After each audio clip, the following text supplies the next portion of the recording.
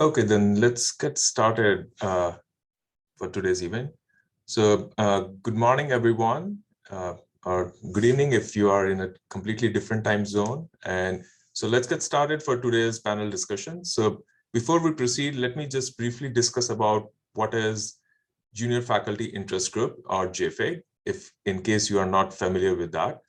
I have this slide I've used with every panel discussion before that. So Jfig was created in 2001. So it is kind of celebrating its 20th year to promote career and development of tenure track faculty. Some of the signature events of Jfig are Jfig paper competition, Jfig luncheon, which is organized at Inform's annual meeting. And this year we are organizing webinar or panel discussions. Most of them are virtual, which are on various topics which are of interest to junior faculties. So we have had a panel discussion on industry-related projects and research funding, collaborations in healthcare, publication in the review process. This was done in a hybrid mode at Informs. And today we have a discussion on impact of issues related to race and culture on career of a junior faculty. And we will be having more discussions on different topics. So stay tuned to our Twitter account or LinkedIn group. So Jfig is, we have a Jfig board, which includes myself. We have Vice President, Ruwe Jiang, Treasurer, Roming Shui, Secretary, Peter Zhang, and Media Coordinator, Stanley Lim. So welcome everyone to today's panel discussion. And this event is sponsored by Grado Department of Industrial and Systems Engineering, Virginia Tech, Systems and Industrial Engineering Department of University of Arizona, Industrial and Operations Engineering Department of University of Michigan Ann Arbor, Operations Management and Statistics area of Rotman School of Management of University of Toronto. So now I would like to invite my fellow moderator and co-chair for this session, Dr. Shannon Harris from Virginia Commonwealth University, who is going to introduce our illustrious panelists for today's panel discussion. So Shannon, floor is yours. And for all the attendees, you can post your question in chat window or in Q&A box. So so the process will be, Shannon will introduce the panelists, and then we'll ask some pre-prepared questions. Along the way, you can add your questions as well, and then we will ask the panelists your questions. So Shannon, floor is yours. Thank you so much, Manish, and thank you for inviting me to moderate this panel. What I will do now is I will go through and read the a quick bio of each of our panelists. And then after that, I will go through and ask them to sort of reintroduce themselves and discuss with you their research service or other activities in DEI. If any of the panelists have prepared slides for that portion of the panel, then they can present them. But I think we're going to try to have just a good informal discussion. So our first panelist is Chris Tang. Christopher Tang is a University Distinguished Professor, Edward W. Carter Chair in Business Administration, and the Senior Associate Dean of Global Initiatives at the UCLA Anderson School of Management. He has served as Senior Associate Dean of Academic Affairs at UCLA and as Dean of the National University of Singapore Business School. He is a lifetime fellow of Inform's, MSOM Society, and Palm Society. At Inform's, he has served as the editor-in-chief of the journal MSOM. Currently, he serves as an Inform's DEI ambassador.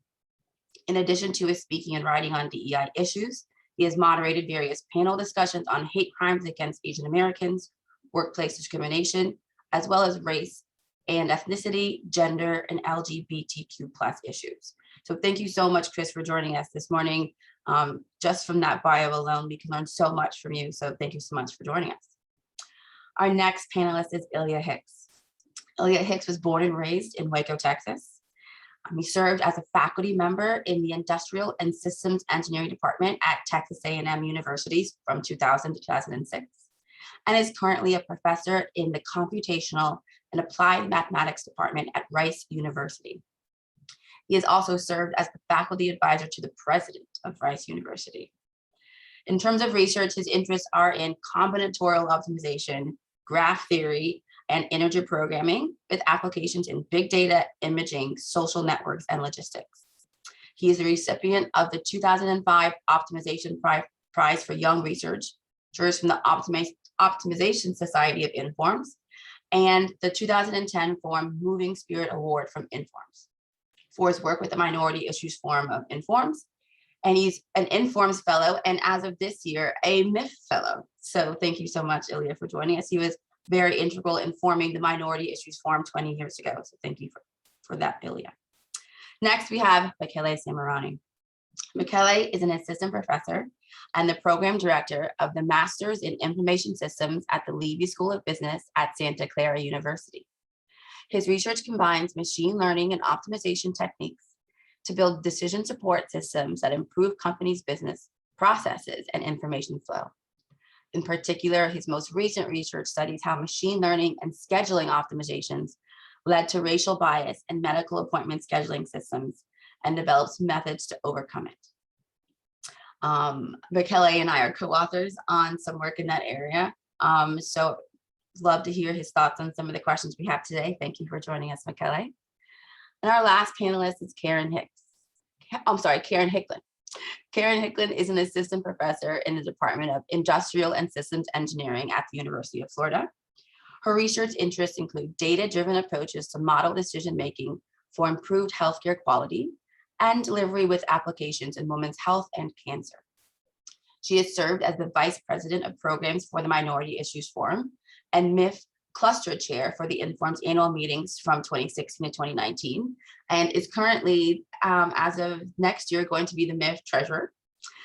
Karen is a 2020 and 2021 DEI Ambassadors Program Award recipient and has been instrumental in helping to build and sustain a community for women of color within Informs. So that is a brief introduction of our four panelists. As you can see, we have wide range of assistant professors and distinguished professors. And the participants, we hope that you can sort of learn everything that you need to today. What I'm going to do now is I'm going to start with you, Chris. If you could just add anything else that you would like to introduce yourself, expound on the research service and other activities you've done in DEI, maybe like a 2 to 3 minute introduction, and we'll go around the panel and have everyone introduce themselves. Oh, you're on mute. Perfect. Thank you very much, Shannon, for inviting me, and I'm delighted to serve on this panel. In terms of DEI, I think that's, I was involved in this issue before DEI has a name for it. So I think that this is about time for us to really understand, to expand our horizon in research and service and teaching. So in terms of research, I've done some work related to gender safety issues on the ride-hailing services, trying to provide solutions, evaluate opportunities for female riders or female drivers to feel safer to taking these ride-hailing services. Then we try to examine as a business model whether it will work or not. So besides that, I also have I gave a plenary speech this year at the POMS meeting, talk about how technology can actually empower women, especially in developing countries, to have access to information about health, to have access about finance, in terms of microfinance as well. So in terms of service, during the last year in particular, so I'm involved in many panel discussions, talk about hate crimes against any groups, including the Asian American group, and also in terms of workplace discrimination against people of color and also Asians as well. So I think that is something we should have a dialogue, have a greater awareness. So I'm very glad to be on this panel as well. Thank you. I should move on. Thank you. Thank you. Illya, the question goes to you. If you want to add anything else to your introduction or research service or activities you've done in terms of race or cultural impact. Okay, thank you, Shannon, and thank you for allowing me to be on this panel. I think it's a good panel to have. I've done basically what you said. I kind of capped a lot of things I've done. I've also do something with Valerie Taylor, Richard Ladner, I can't think of them all. And Gates, we have this academic career workshop for people in computing for underrepresented groups and people with disabilities. It teaches professional development from junior faculty, senior graduate students, junior faculty, even associate professors. And then also I kind of translated that with Julia Ivy and Maria Margoa to a DEI thing for Informs for associate professors in Informs and for underrepresented groups.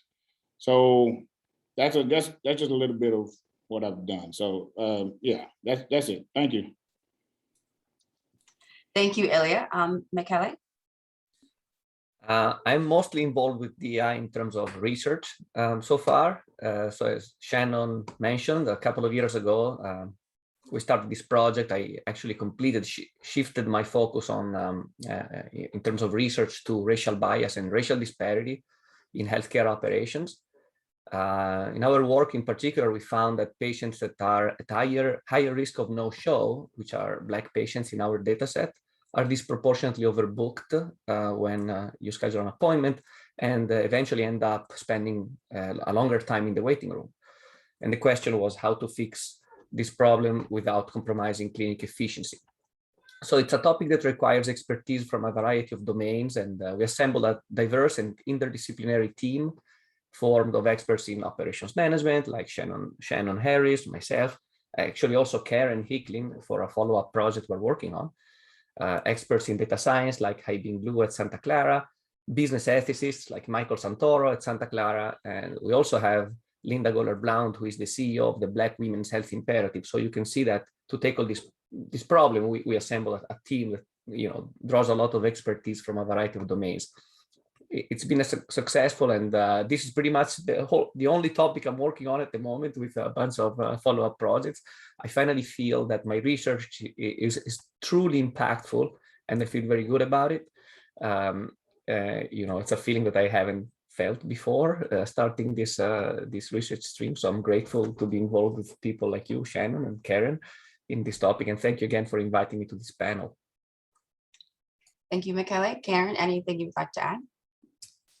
Actually, your introduction was really great, and thank you for also inviting me to be a part of this panel. I will say, in addition to the activities that I've done with Informs, I think DEI initiatives have always been important to me. Coming from an HBCU, I graduated from Spelman College. It wasn't very clear to me how important representation was until I got to grad school, and being there was somewhat difficult, being one of the only Black people in the department, and just trying to navigate that space can be challenging from people of different identities and backgrounds. So I was really instrumental in grad school in developing, with some other grad students, a organization for minority engineering students, which served as community while we were navigating our PhD programs, and that was really helpful. So from graduating in my PhD work to now kind of translating this idea to supporting communities is something that I've carried with me, and that was the focus of the DEI Ambassadors Program award, in which we were able to develop the Women of Color community. And so that has also been very enriching and encouraging for me to be a part of that. And in addition to that, I also have research in the area of health disparities regarding mortality. A lot of, and this started in my postdoc, looking at colorectal cancer and different intervention strategies for colorectal cancer screening, and seeing how, even though some interventions may be impactful for the population at large or the general population, there are still maybe more targeted interventions that may be more appropriate for different groups, different subgroups of people, race being one of the factors, as well as socioeconomic status. So this is kind of driving a lot of my research interest as well in determining how do you best develop or prescribe interventions to get to health equity. Thank you very much, Karen. And I know panelists, I sent you the pre-prepared questions, but I'm going to call an audible this early in the panel just to say one thing. Many of the panelists have discussed this concept of the Informs DEI Ambassador Program, and I just wanted to say a little bit more about that for the participants. I believe an email was sent out yesterday about this. It is a program where you can submit a proposal and get up to $2,500 in small grant support. And this proposal has to do anything to collaborate or foster diverse, equitable, and inclusivity in the Informs community. So if you have more questions about the DEI Ambassador Program, Chris, did you want to say something about the Ambassador Program or? Yes, I will even add. Yes. I forgot I'm also a DEI ambassador for Informs. So with Ping Long Dai from Johns Hopkins University, so we actually organized 3 panels for discussions. One on the race and ethnicity issues, one on the gender issues, and then next week I will do one on LGBTQ issues. So I think that through the process, I want to share with the junior faculty member, it's really rewarding. It's not the $2,500. We didn't take any money, all right? But it's really give us the opportunity to reach out to other people which we may not meet otherwise, right? So I think for the junior faculty members, maybe a good opportunity. If you're junior, maybe through this kind of program, you can reach out to senior professors to form a network. So you have contact them for reasons, right? So this could be a good platform as well. Thank you. Yes, great. So along that lines, for any junior faculty out there who are considering including race and cultural issues in their research, service, or mentoring, do you have any suggestions for them? So as Mckelley alluded to, we were doing research in healthcare scheduling in general, sort of how should we schedule people based upon how they show or no show. But we really wanted to sort of make a mark with our research. And then through long discussions and meetings, and with discussions with his colleagues at Santa Clara, we did sort of decide to go the route of adding racial bias and investigating that in our research. And it has been so rewarding. And it has really sort of helped us have like a new excitement about our research. So what advice can you give our participants about including race and cultural issues in their research, service, or mentoring? Chris, please, if you could go first. All right, if I may. First of all, I want to say that this is the moment. I think Informs has been focusing on very generic problems, focusing on optimization without an interesting context. But right now, I think that all companies, they worry about in terms of environmental issues, obviously, and also social responsibility issues, including social justice, right? So I think that right now, for example, the paper that's Shannon and Michele has worked on the racial bias about the healthcare access, Amazon published it. And we were delighted to publish this kind of paper. You know why? One, is informative. Second, is something new that we did not know about because advancing our understanding. And so thirdly, is actually, you look at Shannon and Mckelley, they're so excited to talk about it, like Karen, right? Because this is something we can relate to, right? So I think that actually now I can tell you, virtually all journals would like to have paper of this sort, but it has to be rigorous, of course. It cannot be write a piece to complain about things. You need to using data or actually talk with the practitioners and actually do it well. So for example, right now, I'm the department editor for service science, and I'm responsible for the department on environmental and social responsibility, right? So for example, it could be racial issues in terms of accessibility to services, could be healthcare, could be even Uber. So for example, Jun Lee at Michigan University, Choi Hong, Choi, one of the officers of the Jfig, and also Dennis Zhang at WashU, they have a paper about Airbnb biases. So they collect the data, they create a certain account, and then they found that the African Americans tend to be rejected much more higher than the white tenants. The second one, of course, is Asian, as you can guess.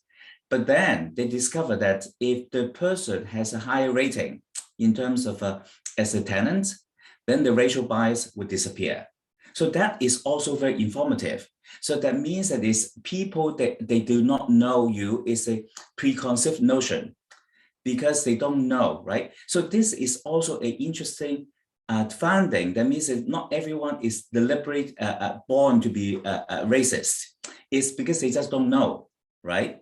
If they don't know, it's better for them to rent to the same type. Does it make sense? Then they discover that if they information about the person, then they feel much more at ease because of track record. So this kind of finding is also very useful to other people. Is that, okay, how do we get there, right? So at least I think the journals are actually, this is the right moment. So don't shy away from it, but you need to collect data and also do it more rigorously. Thank you. Oh, amazing. Thank you. That was a great answer. Illya, what would you like to add? And to give the participants encouragement in terms of adding race and cultural issues to their research, service, or mentoring? Yeah, so I'm not really an expert in terms of incorporating race into research. You're probably more of an expert than me, but I will say, I will chime in and say it's like he said, it's really a hot topic. And in fact, I'm looking into doing it. I don't have anything I can relatively say now, but I'm definitely looking into it, especially like incorporating OR for social good. I think that's going to be, that's a hot topic, and that's something I'm looking into as we speak. But I can't really comment because I don't have anything published for at this point. But yeah. Thank you, Illya. Or if any of our participants would be willing to work with Illya based upon the research that I mentioned before, please reach out to him. Mckelley, what would you like to add? Anything? Yes, first of all, it's super beneficial for junior faculty to consider these issues in research. As Chris and Illya said, this is the moment and everyone wants, it's a hot topic. So it's not only rewarding personally, but also from a career point of view. It's something that people want to hear about and want it discussed. We realized that with our project. One thing that I want to point out, Chris said that yes, it has to be rigorous and you need the data. So if you work in empirical research, you might find data that can help you with that. Let me give you also the point of view of if you work in analytical models and things like that. OM researchers, I think, are uniquely positioned to study this topic mathematically. So because you can take an objective function, and there are many that deal with people, like appointment scheduling, that you want to optimize how to schedule people, right? So if you work in service operations, take an objective function that everyone agrees upon and think whether that can have unintended consequences if the input is, composed of different groups of people that behave differently, right? So if they have different behaviors, they will be treated differently by the system. So in our case, it was actually well known that socioeconomic factors play a role in no-shows and race play a role in no-show. For example, because of the inability to take time off work, inability to pay for childcare, access to transportation issues and things like that, right? And so in appointment scheduling, you want to optimize the schedule by taking into account the individual probability of these patients. But then patients of different races are scheduled differently. And no one has realized that. Everyone agrees upon the same objective function, but no one realized that it can have unintended consequences. And so I would like to invite everyone to start analyzing whether the existing objective functions in your field that everyone agrees upon may create these problems. Let me give you just an example that I'm not even an expert on, but let me just throw it out there. In queuing, take queuing, okay? Do people that have different backgrounds behave differently in terms of probability to abandon the queue or balking or service times? Because if they do, then perhaps certain queuing systems might lead to undesirable disparities, right? So we as a community, I think we are positioned in a very solid way to analyze these problems rigorously from a mathematical point of view. And I would invite everyone to do that. If, use your abilities, use your field of expertise to start analyzing this. Thank you, Mckelley. Karen, anything you would like to add? Yes, I will just say that I believe adding race or cultural perspective into research, into teaching is very appropriate and needed. And I will also say that if we go that route, we just have to make sure that we do it justice, not do it just for doing its sake. It was referred to as a hot topic, and I kind of feel like hot topics in some sense can be like, oh, it's hot now, but it's not going to be hot later. But I think what we're really trying to say is that these issues have existed for very long, and now it's just coming to the forefront as to how do we as operations researchers play a part in it. I think now we're just kind of seeing how does our research methodology give insight into issues that have existed for a very long time. So I would say that don't necessarily do it just for doing its sake, because it's something that maybe people are interested in publishing at the moment, but do it because there's a passion there and that there's something that can come out of it that is impactful, that this research is out there. Because maybe before it wasn't as accepted to talk about these things. And race is not a very comfortable topic for a lot of people to talk about. It's not easy to talk about disparities or different systemic issues. So it's really great that we're able to have these types of conversations now, and that this literature is able to be published and this research is actually finding homes in research journals. And we just want to make sure that we keep that going because it can really impact people's lives.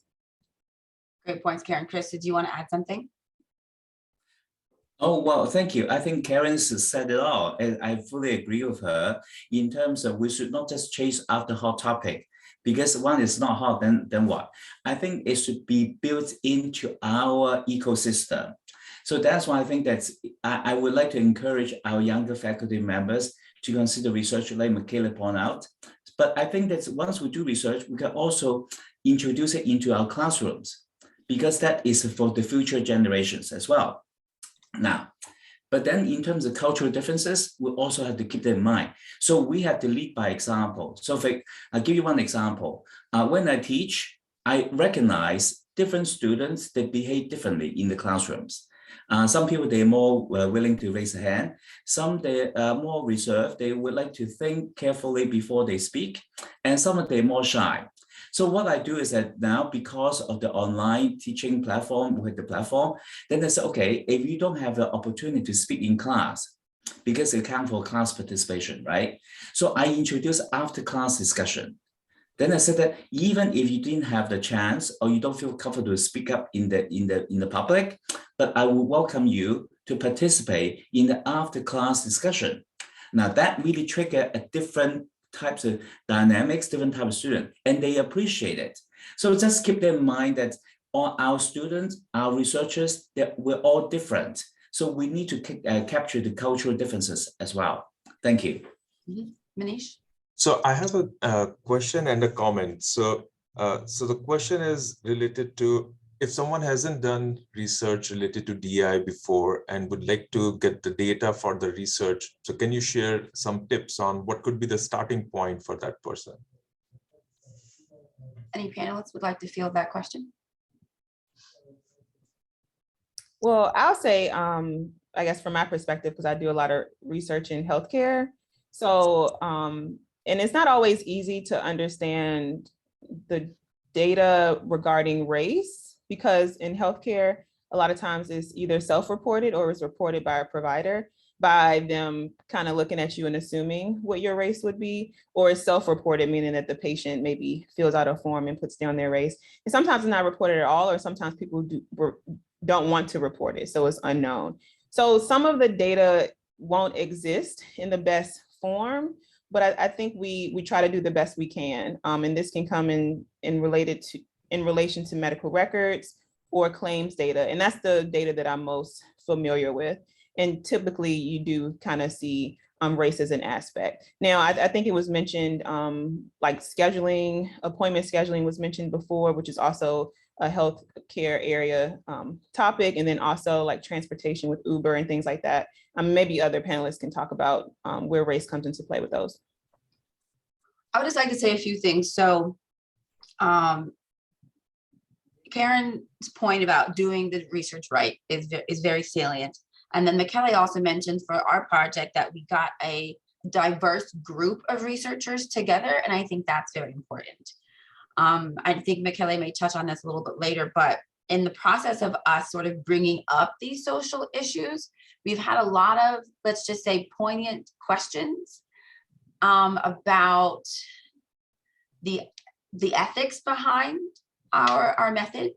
And it was important that we had an ethicist on our team to be able to help understand and communicate our results.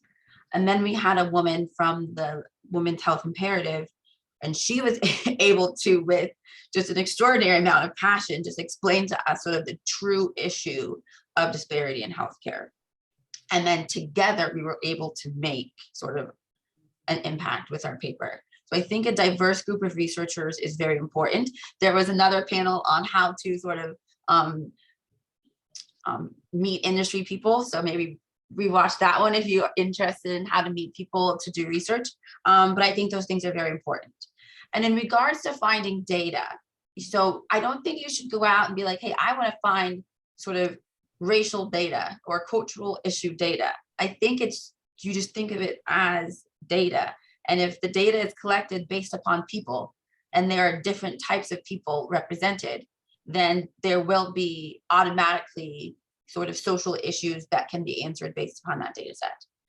If you don't explicitly have race, because some people don't, there's a whole literature on the concept of socioeconomic status and sort of variables that we use to sort of represent socioeconomic status. So there's a few that use the parents' education level. There's a few that use the income of the zip code, the median income of the zip code.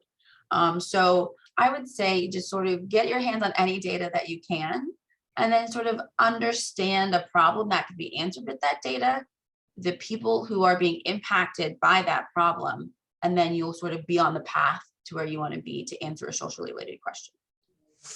Great.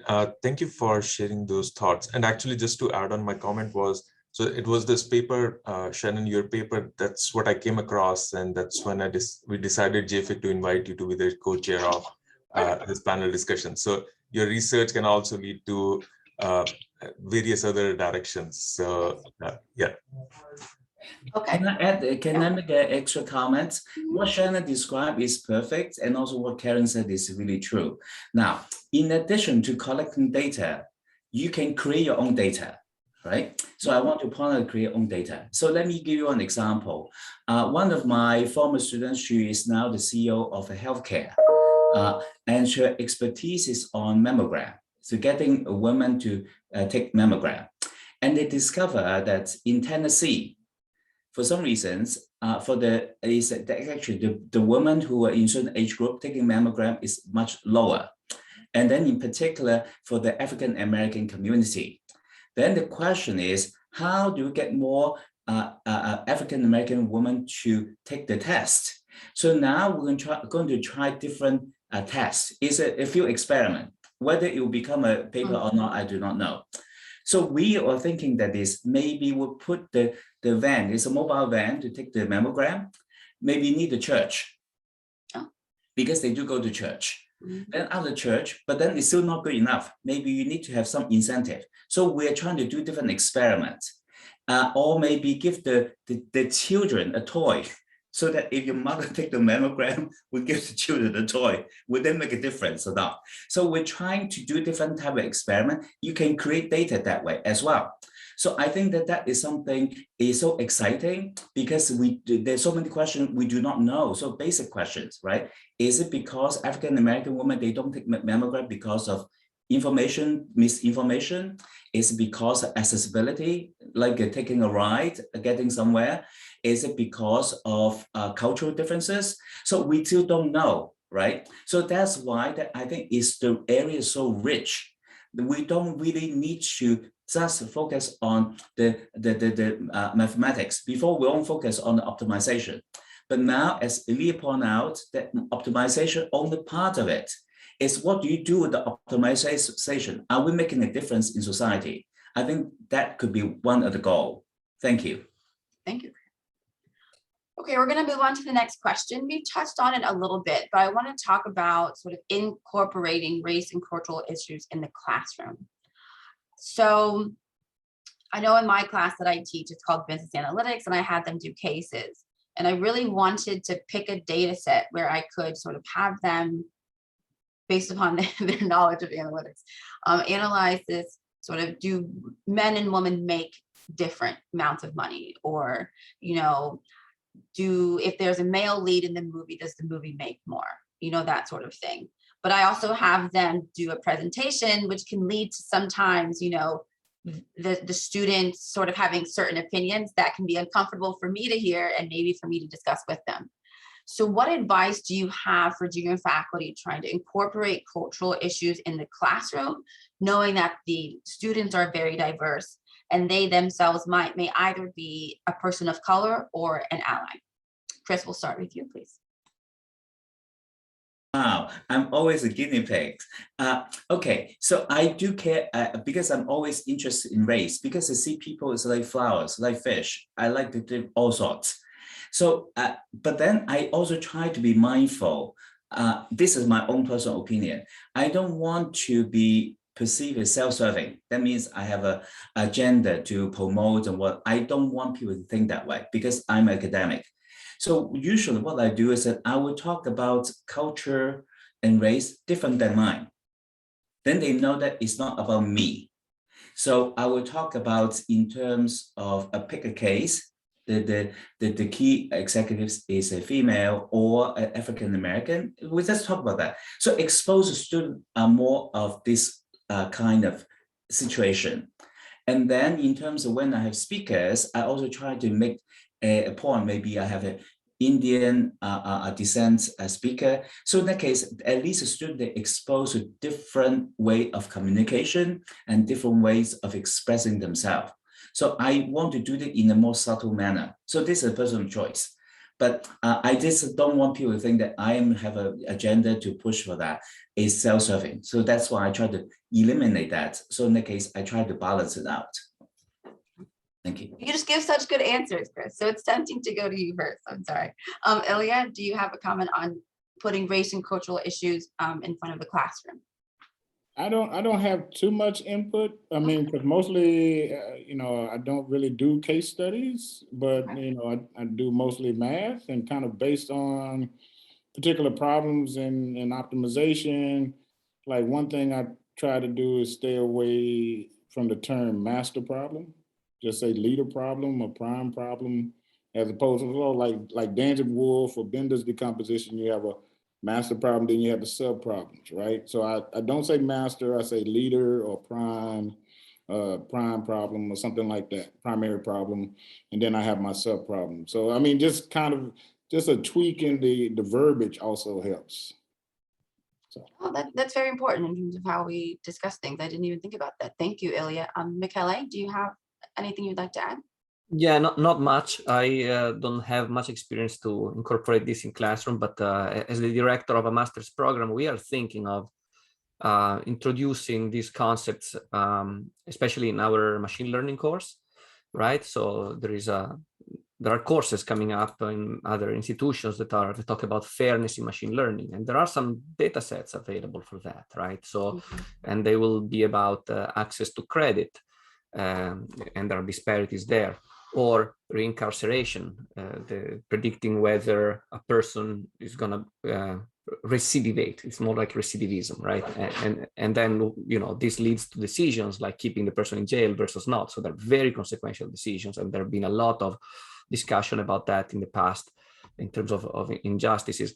And I think that we should, as Chris said earlier, make the research in these topics be part of the ecosystem, but also perhaps making courses like this and these concepts be part of the normal core ecosystem of concepts and courses that we teach our students.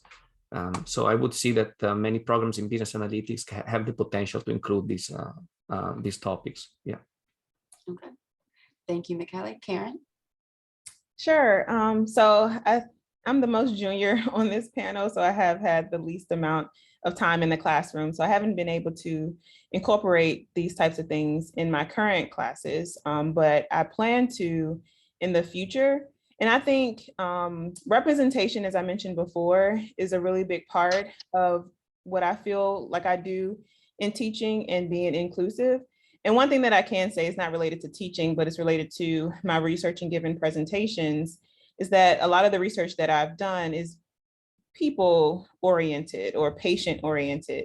And it was very intentional in my dissertation work, focusing on women who are giving birth or pregnant women to, in my slides, incorporate a Black woman as a part of that. And it's not necessarily that I didn't want to include other races, but I think just making sure that people see other cultures and other races out there was really important to me. And that was very intentional. So I haven't been able to incorporate a lot of examples in the course that I'm teaching now, or even that I taught last semester. But I think in the future, when it comes to topics that really can benefit from the understanding of incorporating culture or race into them, such as healthcare systems and things like that, where it's very appropriate and I can see examples there, I would definitely incorporate that. So a lot of advice that you guys have given, I will be taking myself because I haven't been able to incorporate yet. So just to follow up on what Illya mentioned about using or not using the term master aspect. So we are familiar with this terminology, and we have read some of these terminologies, right? So and over the time you start realizing, okay, now it doesn't make sense, so we should be more careful on how to use these terminologies. But how do we make a balance between the text? If a student is eventually going to read the textbook, this terminology will be there. But when we are using the terminology in class, it's a little bit different. So how, as a community, these things can be updated? Any thoughts? Yeah, I mean, eventually, we have to talk to the publishers about updating the text. Yeah, I mean, even though like the book I use, it says master, I still say primary, or I say lead a problem. Mm-hmm. And the kids know what I'm talking about. Mm-hmm. So, yeah, we just have to somehow talk to the authors, talk to the publishers about updating this terminology. And just to add on, so this from my experience in terms of teaching aspects. So what I often do is instead of explicitly mentioning about the people from different race or the culture, I bring in people from those backgrounds and just use their quotes. Like if I have to say why mathematics is important, so I won't say, okay, this field medalist is coming from Iran and is a female. I just say, okay, here is this person who has this background, who has achieved the field medal, and this is what she has to say about why you should pursue mathematics. So without even explicitly saying, implicitly the message is being delivered that here are all these diverse people and this is what they have to say about it. Just my 2 cents. All right, does anybody else want to add anything along the teaching aspect?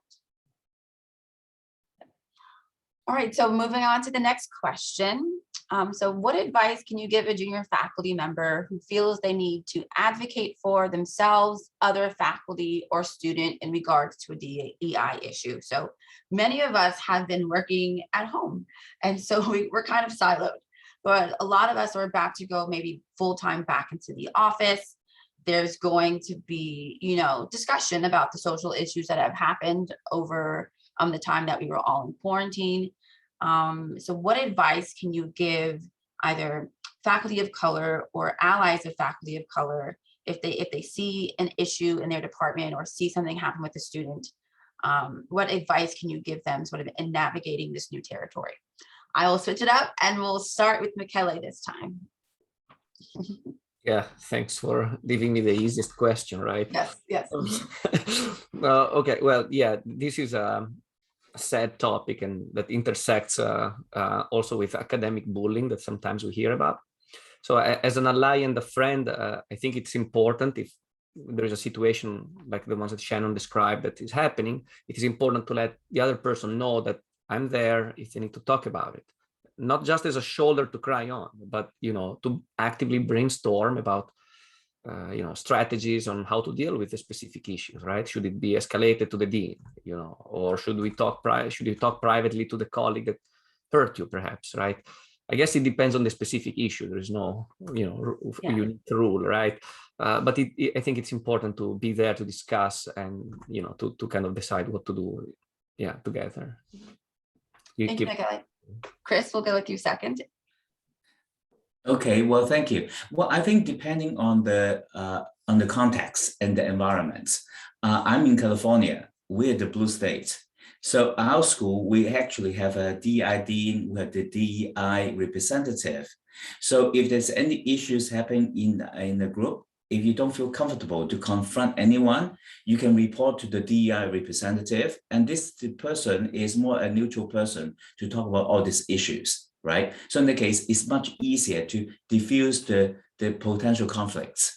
Now, I do not know in terms of in Florida, like Karen, or in Texas that Illya is located, whether you have this kind of setup. I think in California, we have safe space and all this. So by and large, it's not an issue. Next week, we have a whole week of celebration of DI.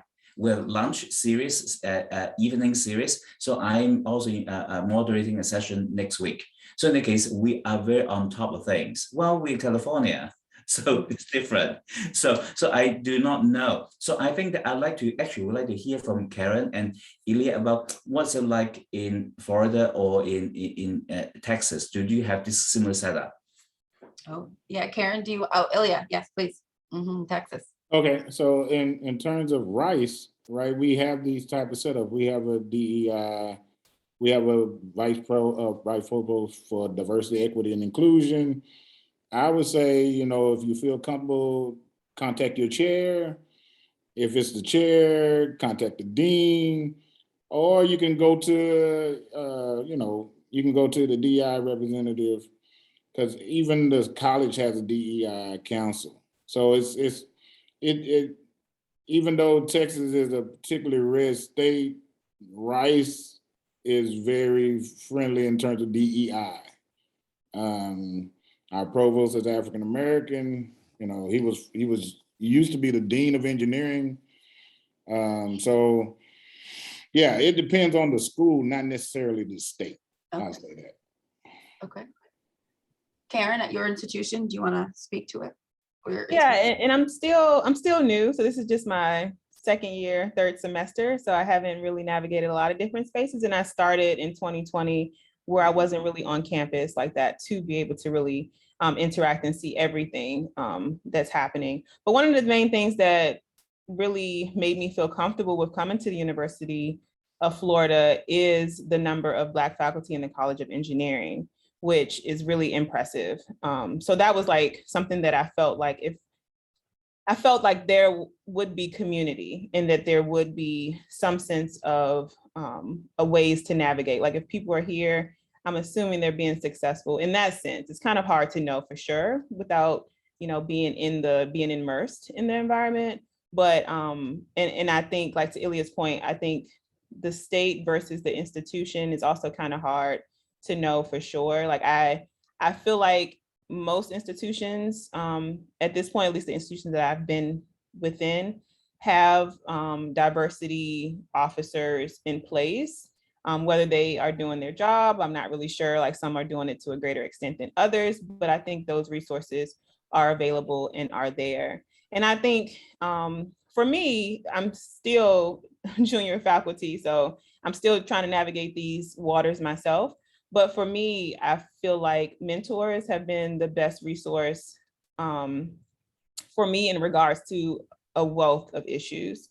So I feel like if there was something that was, and it also depends on the extent of the issue. So that would also kind of indicate. And I think one thing that has been important to me, I feel, is having that connection with the department chair.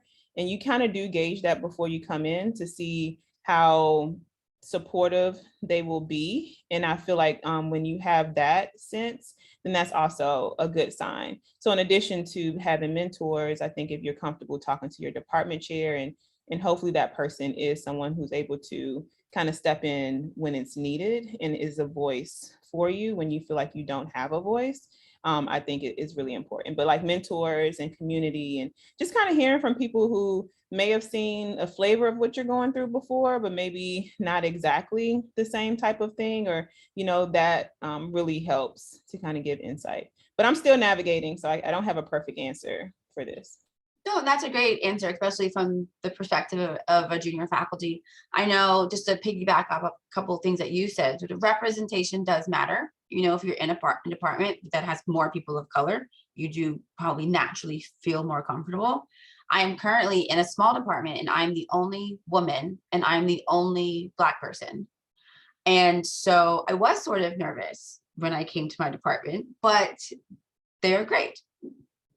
They may not be perfect allies, but they are the allies that you sort of want, in that they support me and they make sure that I know that they are there for me in anything that I need. So I do feel very lucky in that regard. But if you are in a department where you don't have those allies in your department, I would say Informs has many communities where you can find mentors and allies. I know that through Minority Issues Forum, I have several people who have helped me tremendously navigate decisions that I have needed to make. I was on the DEI committee for a little bit. I met some wonderful people through that and was able to have them as mentors, do my research. I've been able to work with Mckelley and sort of have him as a mentor and friend and sort of navigating things. So hopefully your department is supportive. If not, sort of reach out to your community and find support, and hopefully you can sort of find a path forward. Chris, is there something that you wanted to add? No? Okay, perfect. Manish, are there any questions from the participants that we should field? So far, we haven't received any question for participant, but I will highly encourage participants. Please feel free to, so you have a Q&A option, so you can just type your question there and we will read it out. Thank you. All right, then we'll move to our next question. This is the last pre-prepared question that we have, but at the end, if we still have time, I'll open it up to the panelists to say any additional comments. So the last question is this. There can be fatigue associated with the discussion of racial issues, both as an ally and as a person of color. How do junior faculty balance that fatigue along with being a source of information for others?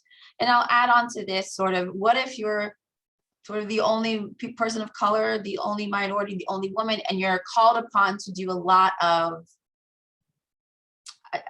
additional work based upon the fact that you're the only one?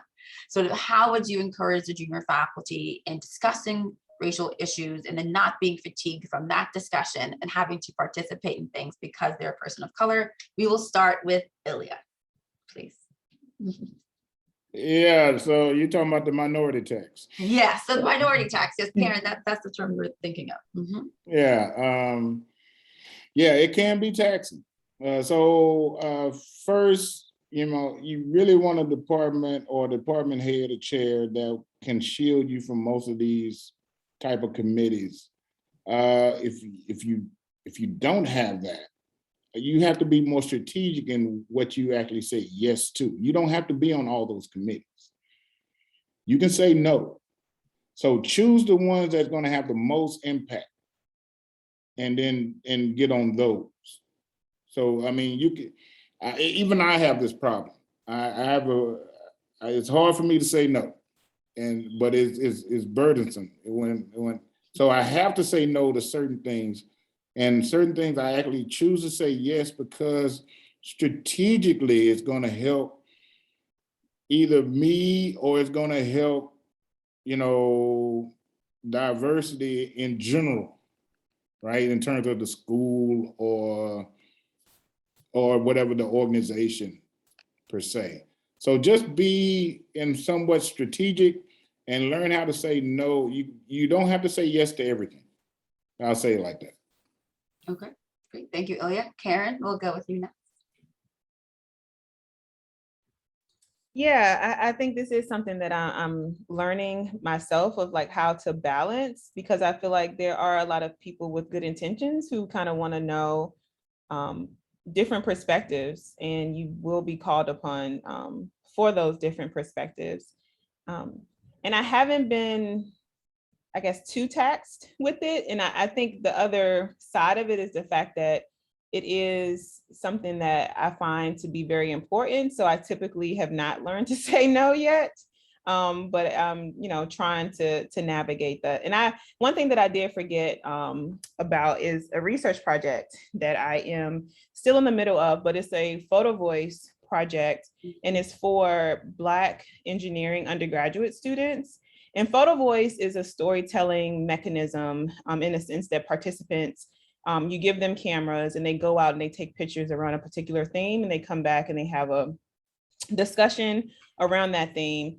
And I thought this type of surveying methodology would be very useful in the climate that we're currently in, and understanding how do Black undergraduate students kind of navigate their classes and navigate what they're going through at the University of Florida, and just seeing if this type of information, like if things come out in this type of setting that will potentially impact future students' experiences and things like that.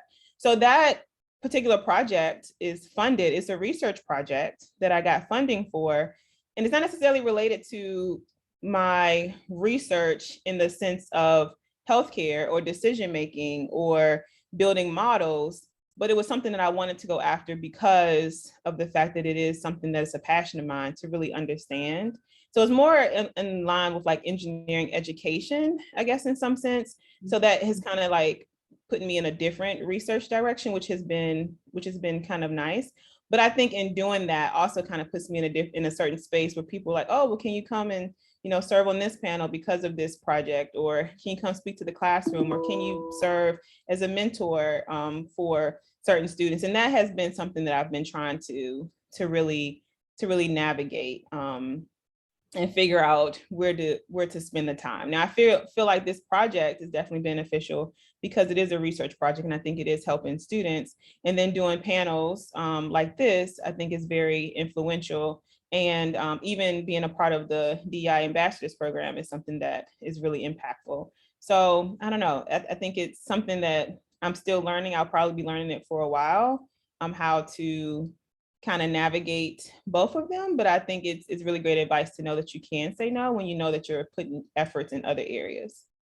Great, thank you so much, Karen. Chris, please, would you like to go? Well, thank you. Well, let me say a few words from the dean's perspective. I was a former dean and also the faculty dean. I used to evaluate promotion cases.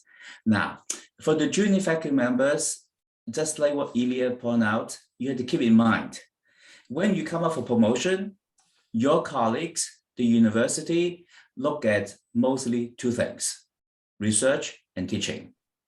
Service items, oh yeah, it's good to have, right? Let's be real here. Then, for example, DEI, I do a lot of DEI initiative, but this is one line, informs DEI ambassador, but they don't know how much time involved, they don't care, it's all just one line. They check the items, check the box, right? Now, then I think for junior faculty members, you must balance your time on service versus teaching and research, because I don't want you to get hurt because of your passion, right? That is so unfair, being penalized for that. So now, in terms of a lot of committees, what Illya pointed out is true. When you are not the majority, you're always a minority, I always get called upon to serve everything. So even I said that almost 24/7, I said I run out of time, right? But they want representation. Sometimes they just want a person being there that look different. Forget about those. That is what the Illya pointed out, strategic. Pick the committee that actually have actionable items that can actually make a difference. Otherwise, it's a waste of time. They just want us to just have a wallpaper. It's like, see, we have diversity. This person is here. Forget it, okay? I hate those, all right? So, but you can deny this, oh, I'm serving on the search committee for a certain faculty member, those are important. But it's, oh, but this one, I just don't have time. So also talk to your area chair. He said that there should be a balance of workload. Otherwise, you end up paying the price. So that is my word of caution for you to think about. Thank you. Very good. Mckelley, anything you'd like to add? Yeah, I'd like to add also the fatigue from a research point of view. So I had a glimpse about what fatigue for, you know, this discussion on these issues can lead to. Shannon alluded to to it earlier, so let me say more. Before our paper was accepted by EMSOM, we sent it to another journal and it was rejected. And the review was disgraceful. It was making wrong parallels between our method and affirmative action. It implied that it doesn't matter if Black people wait longer because it's just 4 minutes, unless we show that that extra time is consequential. It was like that. And, you know, when you get a paper rejected, what you do is you take, you know, Shannon and I would take the review and take it apart, try to analyze line by line, word by word. And that was where the fatigue really came to play, because it was not a normal rejection. It was not a normal review, right? I remember, Shannon, you could not even bring yourself to finish reading it, Yeah. right? Yeah. I also had troubles sleeping for a few days, more troubles than a regular rejection, you know. Luckily, the paper eventually found a home in Chris Tang's special issue at EMSOM, where the reviews were focused on the math and methodology. But, you know, fatigue can be also caused by a system that shuts off these topics unfairly. And especially in our job, where reviewers are shielded by anonymity, and sometimes they write random comments. That's true in any case, right? But if you start researching these topics, then it may be a problem and it may cause really distress and fatigue. A way to solve this problem is obviously to increase diversity among reviewers and editorial boards. I mean, there's no question in my mind that that's the way to do it. And especially if a journal receives a paper that talks about racial disparity, I think they have to involve a diverse group of reviewers and get everyone's point of view. So that's one step in the right direction, I think. But yeah, so fatigue, you know, I had a glimpse of what. It was bad, because I have received many a bad review where they like, "You're stupid. Why did you write this?" I'm almost okay with that now. I welcome that, because this one, yeah, it definitely hit me at my core, because I just was shocked that someone would write affirmative action in a review, much less reference it in sort of this negative way. So, but as an ally, that did give Michele and I a lot of time to discuss issues. And Michele is Italian, and so he didn't sometimes understand some of the sort of local, I guess, issues that occur. So it did help us sort of like learn from each other. And so that was good. But yes, that review did sort of make me want to never do this sort of research ever again. So that type of fatigue is real. But you get through it again by talking to people and by finding allies. What happened is we went to another conference, and I don't know if it was the data mining conference specifically, but then we just sort of spoke to people and made sure that we talked to people who we knew would be open to this sort of research, and then sort of made sure we went to them with our attempt. But that was hard. So yes, when getting into these issues, and like Karen said, discussing racial and cultural issues is hard for people. They don't like to hear it. And so having a good support system is necessary. I would have went to the editor.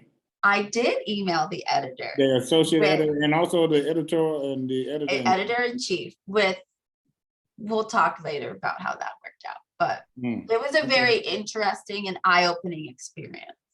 Was it an Informs publication? It was an Informs journal? publication, yes. Then we should talk, because I'm on the publication committee. Yes. So, and that's why we have these panels. Manish, yes. You have yeah, so it's a very important point, and although we are starting from the paper aspect, but that kind of demonstrate that there are people, those who will say DEI is not an issue, or they won't consider it to be an important issue that to be considered.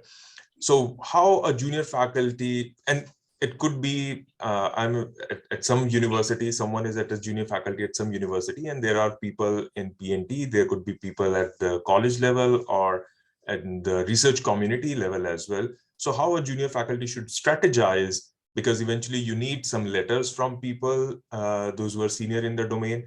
So how do you strategize to ensure that you don't get these type of letters? Someone could be, hey, this research is of no use, right? Now, you don't want that type of the letter coming in if you're working in this space, or if you're doing service, or this person is doing too much of that in this direction. So how to avoid the kind of the conflict with someone who does not believe in that kind of topic? It might be a very good researcher, but might not accept this topic. All right. So so at Rice, and I know we also did this at A&M, is that you can actually exclude people from being letter writers. Mm-hmm. So if you know who they are, then you can exclude them from being letter writers. But I mean, I guess in terms of soliciting letters, you submit names, and the department submit names. And if your department is supportive, they would, try to find names that will, help the case, hopefully, right? Not necessarily they do it in collusion with you, but I mean, definitely the department should look for letter writers that will help your case if the department really cares, right? So yeah, it's a sticky situation. I'm not sure. I'm on P&T for the university, and I haven't come across. I've come across some letters that not necessarily were great, but not just blatant, just blatant antagonists. No, I haven't come across that. And this is a follow-up to it. We have a question in chat box from Ruben Bruano. Can the panelists comment if they have encountered biases in promotion tenure committees? Can junior faculty members do anything to be less susceptible to such biases when they are submitting their promotion cases?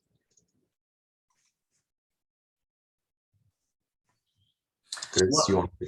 Let me give a comment on that. Okay. Well, I think that's the university, they have actually all the process system put in place to avoid this kind of biases.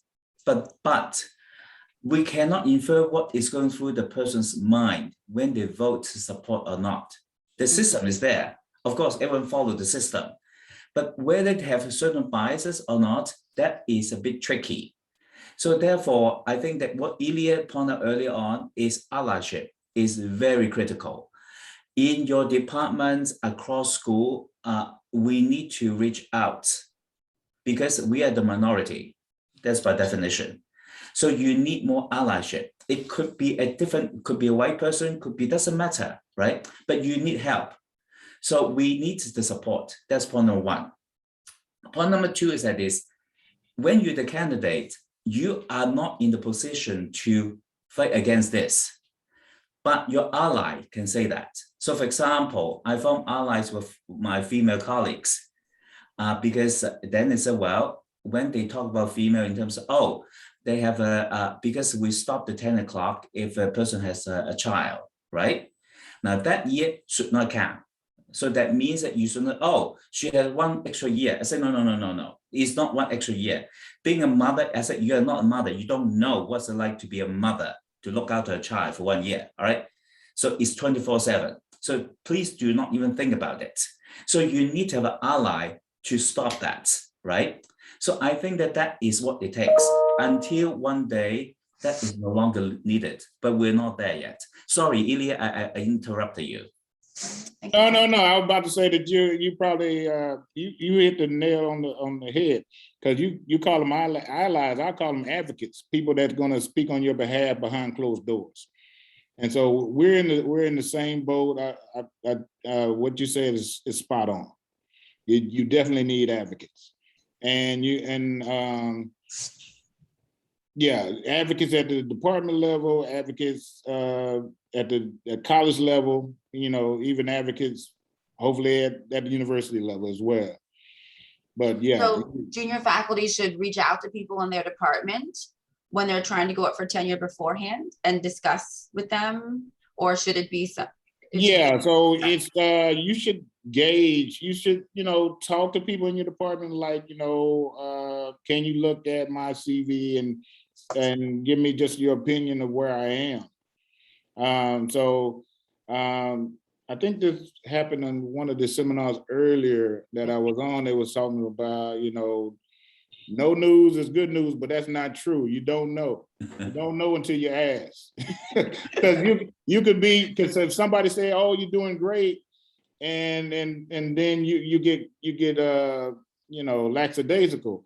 So the key is like constant feedback, because really the department really is not going to know your tenure case until actually they see the dossier, the full dossier, which includes the letters. Right. So, but if you can help them, like, okay, this is what I've done, this is what I'm doing, this is what I'm looking at, and be in constant communication with them, it helps them, but it helps them, it helps you and them in the long run. Don't be shy. Put yourself out there. Right. I also want to add one more point. Illya is also spot on. But I think that I also want to make a point that don't wait until the last minute.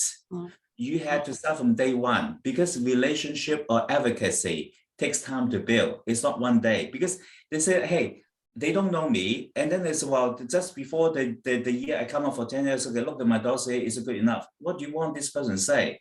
So I think that it's better to start it from, like Karen starting out, they say, hey, let's go for lunch. Then it's let me tell you a little bit what I'm working on.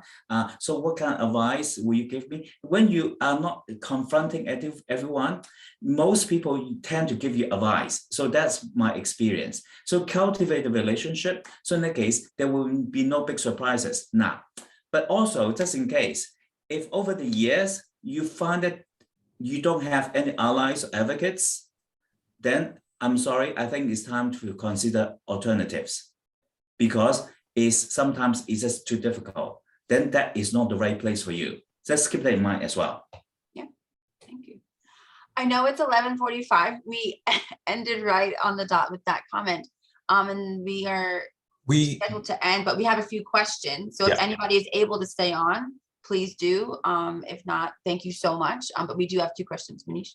Yeah, so we have a comment. So Ruwe has a comment is, thanks for the great discussion. At times, a teacher might offend a subgroup of students unconsciously, and it comes important to communicate effectively afterwards. Unfortunately, oftentimes an apology can further stir things up. So did you have any experience or advice on communicating under such a contingent circumstance? And thanks again, from Ruwe.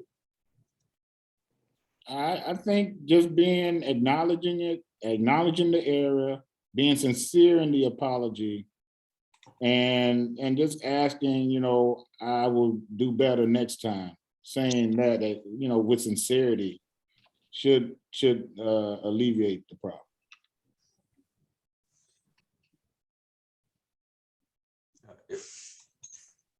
Any other thought? If otherwise, I will move to the next question.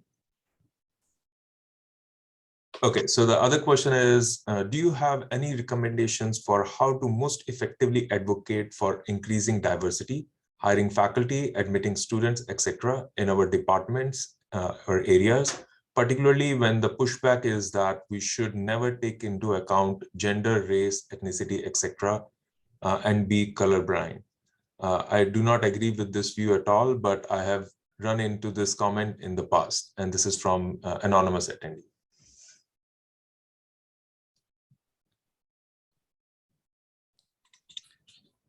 Now, this is a tricky issue.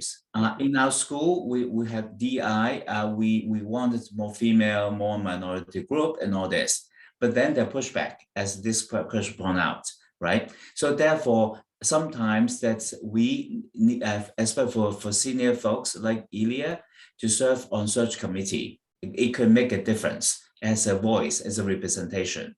So therefore, that could be one element. But I think that in terms of the charter from the school or the university, I think that is the mandate from the top. Once you get to our level, it could be much more difficult. Yeah, I had a question more about, is it truly colorblind? Because I mean, you could see, if you look at where people come from, you look at their pedigree, nothing is truly colorblind. So that can be your counter argument, right? And then most people try to hire people that they're more familiar with, that look like them in some aspects. So you can also use that argument. And so there is no true colorblind society. We're a pluralistic society. Diversity of thought should be encouraged, and it actually breeds new creativity and insight. So as long as you make that point of that diversity breeds new creativity and insight, maybe new funding opportunities, it will be beneficial for the whole group as a whole. Then you can counteract that. Also, representation matters. You have students who've may have never seen a Black professor. I've only had one Black professor at an undergrad and one Black professor as a graduate student, and I only had one Black male in my whole K-12 education. So representation matters.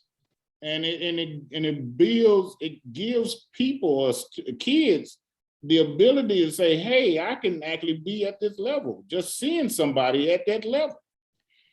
And so these are the things that you can talk about. Yeah, no, that's great. Thank you, Illya. Anybody else would like to add anything? No, that was wonderful. Yeah. No, I think that was great, because I think a big part of increasing diversity is increasing the people that you have that represent your department, because all the students in the classroom are going to look different. So if you want to mirror your classroom, then I think these initiatives are important. And I think that is a counteract to, or a counterpoint to these discussions of not really taking those things into consideration. So another thing I wanted to add, I think the DEI has a list for those of you who are here and are hiring. They have a list of applicants from diverse backgrounds or from minorities, right? MIF does, yeah. It does. Okay, so if your department is hiring, you might want to get this list and consider these applicants too. Yeah, I want to add that at UCLA, actually our list of candidates for interview must approve by the central campus. They want to make sure we have the right representation, just like Illya pointed out. Also, because our students is also very strongly supported, because they want representation. They said that there's no professor look like me. How can I feel the sense of belonging, right? So I think that they also pushing back. So in that case, the university pushing down and the student pushing up. So that will actually help the faculty to move forward. Yeah. And I am part of the PhD project, which is an initiative to get more minorities into business school PhDs. And so through that and through Minority Issues Forum, I have a lot of people coming up to me and saying, sort of, how can we get more minority PhD students? And if that is something that your school is interested in, I would say if you don't have anybody to send to the PhD project or to talk to these students, because there are no minorities in your department, then you're going to be hard pressed to sort of convince a minority that they're going to feel welcome, right?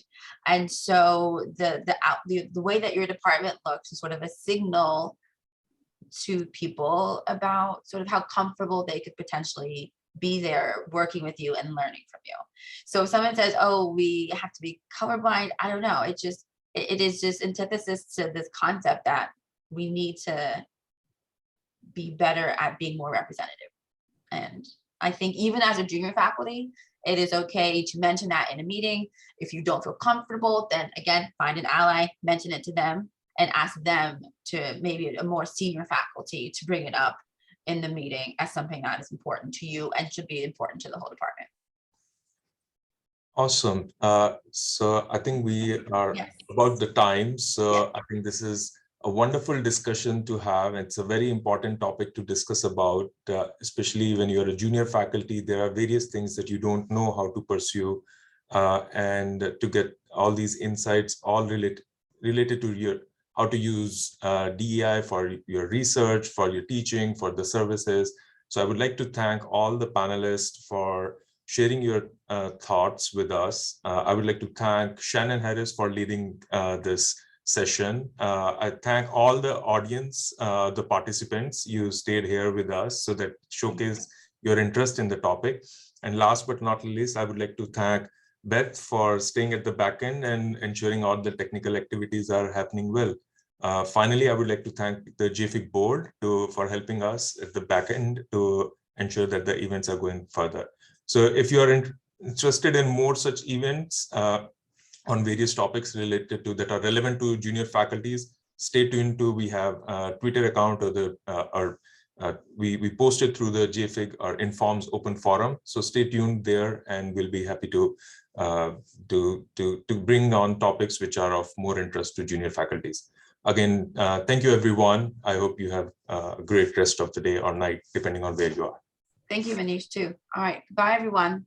Thank you. Bye, everyone. Everybody. Thank you. Thank you. Thank you, everyone. Take care. Bye-bye.